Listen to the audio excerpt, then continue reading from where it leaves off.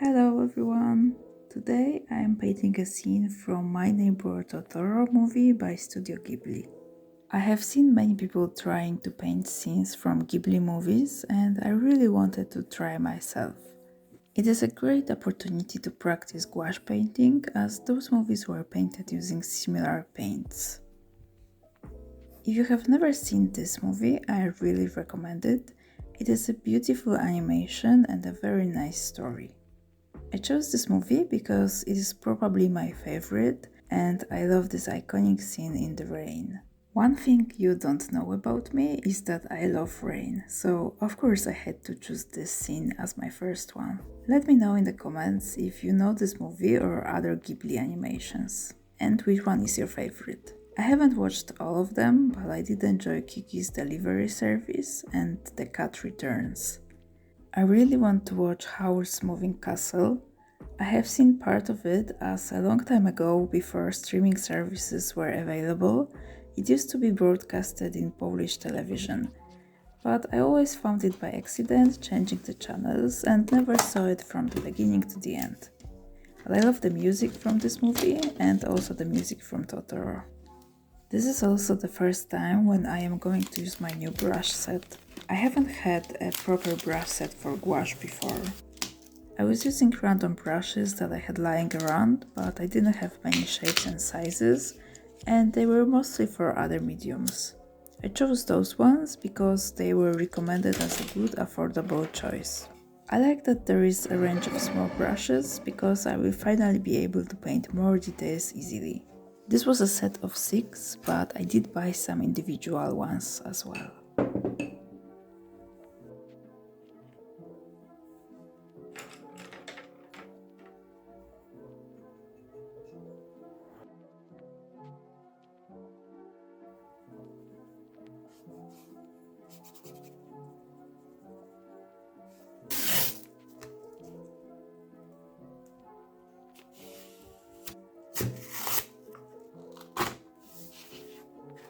I taped the paper down to my table. I didn't want to do this at first, but then I thought that I wanted to have nice edges, so I took the page out of the notebook and taped it. I started with the background, and my first strokes were to make a yellow stripe, which I thought was a light from a street lamp. This is why I painted it yellow. But later I realized this was supposed to be a tree, so this is totally not accurate, but I didn't mind it too much. This scene happens after dark, so the rest of the background is black. I used diluted paints at this stage. For the ground, I used a pale and saturated brown color, and I also added some touches of yellow and green to make this color more varied.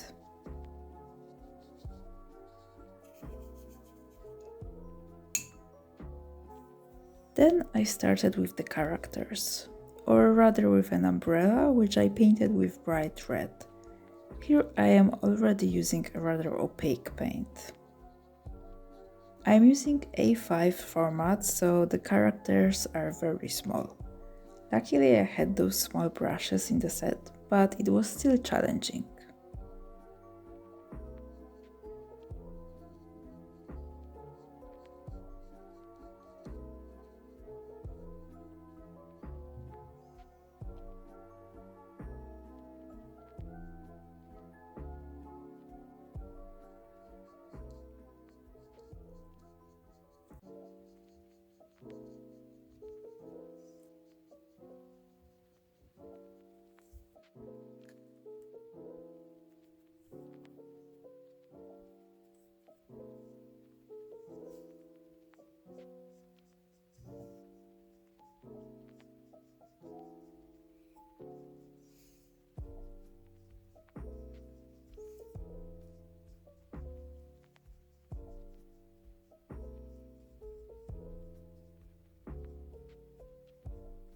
After adding basic colors, I added line art with the same dark red color as for the bottom of the umbrella.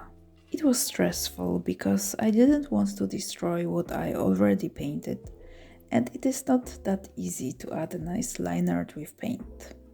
I covered the faces with cream color and I finished the rest of the clothes. I painted the shoes with the color that was too dark, so it had to be the shadow layer and I had to paint the lighter part all around it.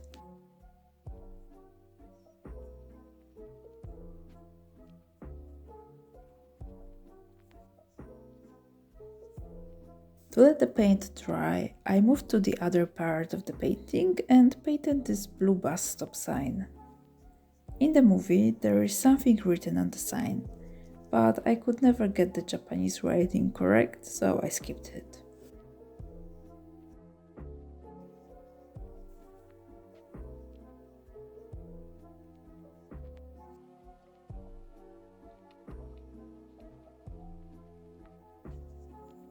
It was time for the base layer of Totoro. Half of this creature is covered with shadow and the rest is a lighter color. I started with its belly.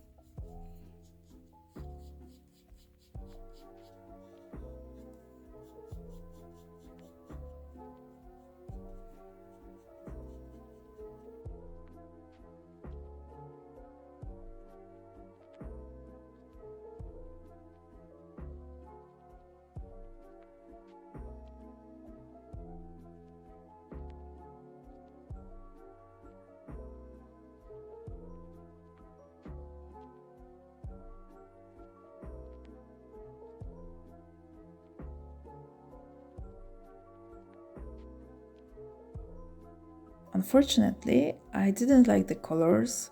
They were too saturated, so I had to cover this initial belly layer with lighter and less saturated color. I tried to omit those gray triangles that are at the top, but I wasn't successful, so I just covered them all and decided to repaint them later. This creature is so funny. I really love how it holds the umbrella given to it by the older girl in such a cute way. If I remember correctly, after this scene we meet another cool creature, which is a cat bus with eyes emitting light.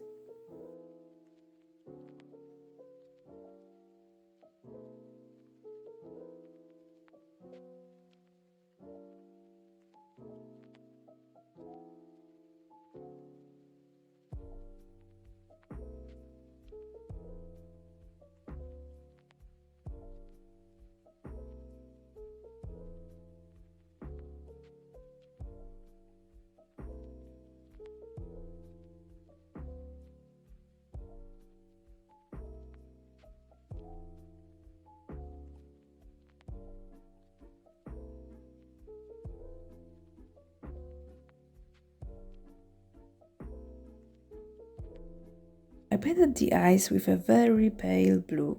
In the final results, it is hard to tell that they are not painted with white. I used pale blue because I feel that white would be too bright and attention-grabbing. The nose was not perfectly centered in my original sketch, so I had to move it a little bit to the right and repaint the gray area. I was afraid that it might be visible, but luckily it blended nicely with the previous layer.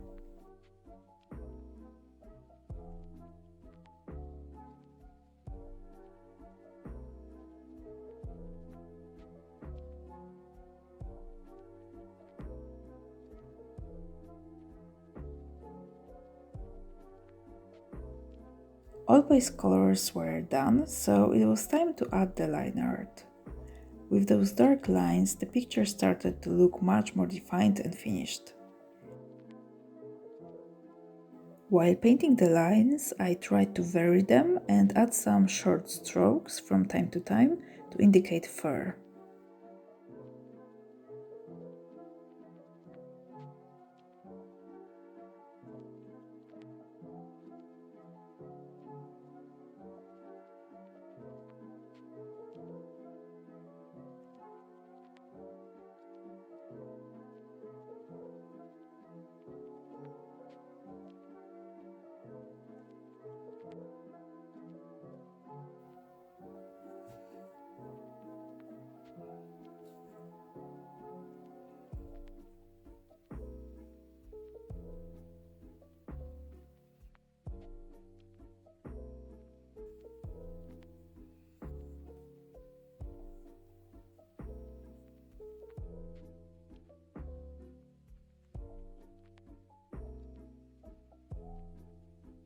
Let's get back to the two sisters and something I was most afraid of, the faces. Since the characters are so small, it was the hardest part for me. I did mess up the first face of the sleeping girl. The lines indicating eyes were too thick. I had to cover them with the skin color again and try to repaint them after it dries. Luckily, this was the only mistake and everything else looked decent enough. The characters were finished, so it was time to finish the background. I added an opaque layer of black. Around the tree, which I still thought was a light, I added a gradient by adding lighter green next to the still wet dark layer and letting the colors blend smoothly. When I realized it was a tree, I added a translucent wash of diluted yellow ochre. It did change the temperature from cold green to more yellowish, but it still didn't look like a tree. I didn't try to fix it anymore though, because I didn't want to mess up the gradient or the bus stop sign.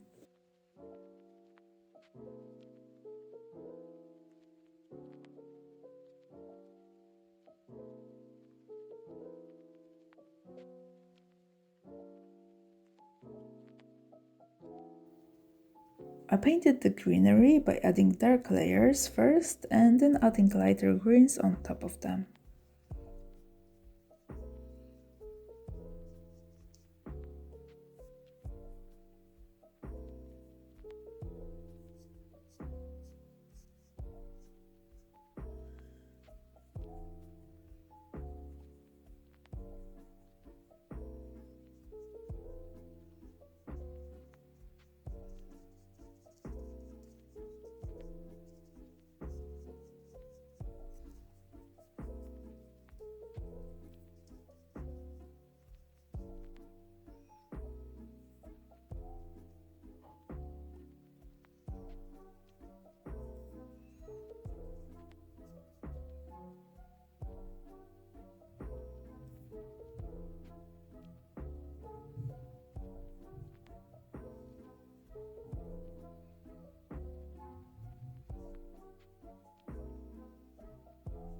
The final touch was the rain.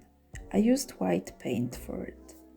It was quite difficult to paint it. In the movie the lines are much thinner, my drawing is more stylized. But I like how it turned out. I used lines of varied length and thickness. Sometimes I used a couple of dots instead of the lines.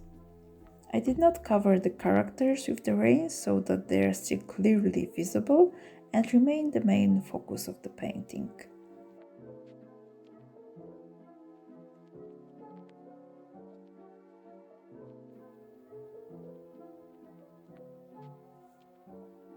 I also added splashes of raindrops on both umbrellas.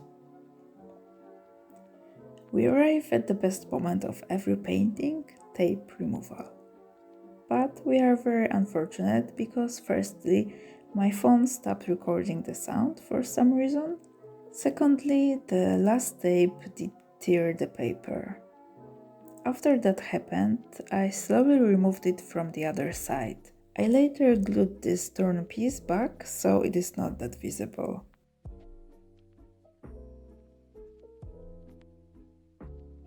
And this is the final result. I had so much fun working on it, it was very relaxing. Thank you for watching, don't forget to leave a like, tell me your favorite Ghibli movie and maybe even subscribe.